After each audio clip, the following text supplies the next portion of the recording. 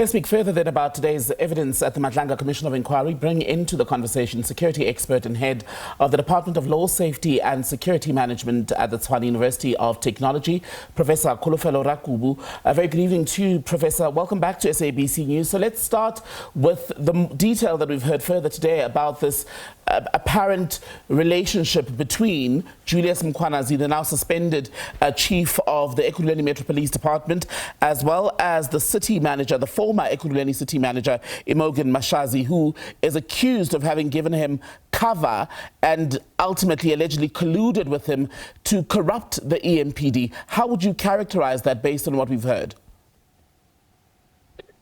Good evening, and thank you for having me. An interesting testimony today provided as a whistleblower style.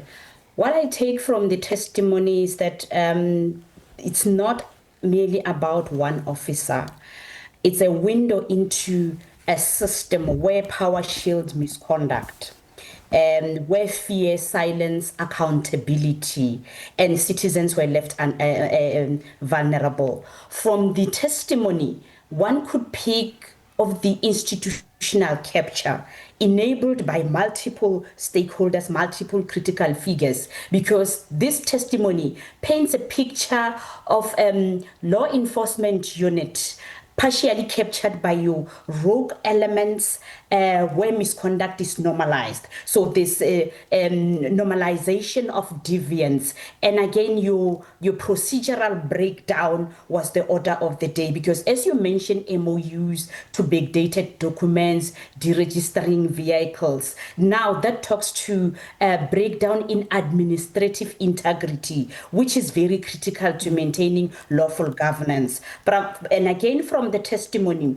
we get to the erosion of democratic norms, right? When now we can tap into because everybody's asking, where was the council when all this was happening? Now, lack of council's consultation, disregard for donation protocol, the absence of transparent and disciplinary outcomes, all of those suggest a weakening of democratic checks and balances, which now left this EMPD in a state of decay. Just on what you're saying about council, does it suggest from the evidence we've heard specifically on Ekurhuleni that the politicians in council were themselves derelict in their duties? They simply did not do what they were supposed to. When you consider, for instance, the blue lights allegations, right, where Mkhwanazi is said to have fitted Kat Matlala's vehicles with city lights. Those go back all the way to 2023. So 2 years ago already, this information was being whispered in the corridor.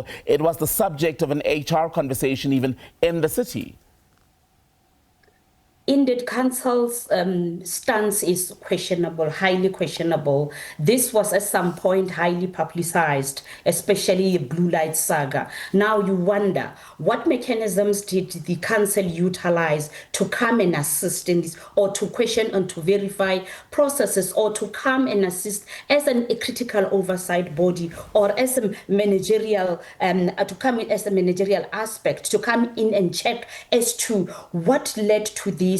What are the implications? Because all of this that we're talking about has a serious impact on community trust. And there's no way any metropolis or EMPD or any other metropolis in South Africa can work in the absence of community partnership, because now with all these councils and resistance councils being nonchalant in all of this, now that perpetuated culture of fear and silence, meaning that now communities will no longer come forward. And imagine HR fearing to even tap into disciplinary hearing. Which ordinary South African will come forward when HR or those inside are fearful? Then issues of whistleblower protection as well also mentioned, where a policy is in existence but not even applied. So it's a whole lot of issues that will require the Commission's active or directive or actionable recommendation, as I always say. Is this the end of the road, do you think, from the evidence we've heard so far for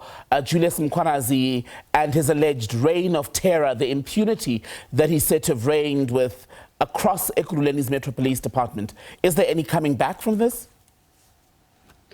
Like I said, it's not one-man show. There were enablers. He might be mentioned as the ruler or a train or a leadership in this regard, but this is just a window into systemic power. There are many, many enablers that had a hand in it, and for him to allegedly behave the way he behaved, obviously he served particular interest of a certain cabal. And now this looks like the end. This looks like a nail in the coffin. Right. There's no way you can be found in compromising position as an officer where you enabled cartels and still come back to the force. A quick final one. The person accused of having given him cover is Imogen Mashazi, the former city manager in Ekurhuleni, right? She's no longer in that role. So what would be the ultimate test of the inquiry's effectiveness in meting out consequences against her if she's found guilty of wrongdoing through this process?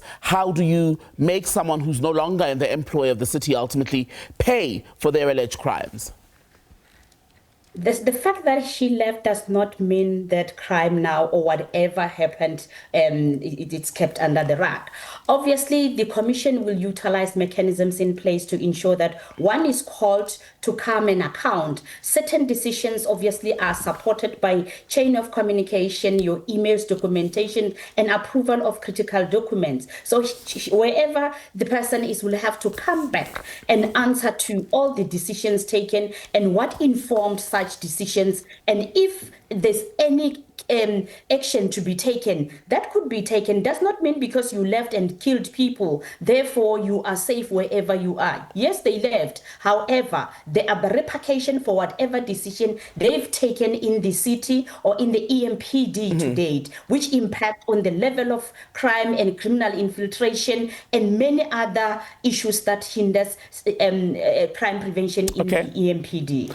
Professor Kholofelo Rakubu, good to talk to you from the Tshwane University of Technology. Thank you for your time.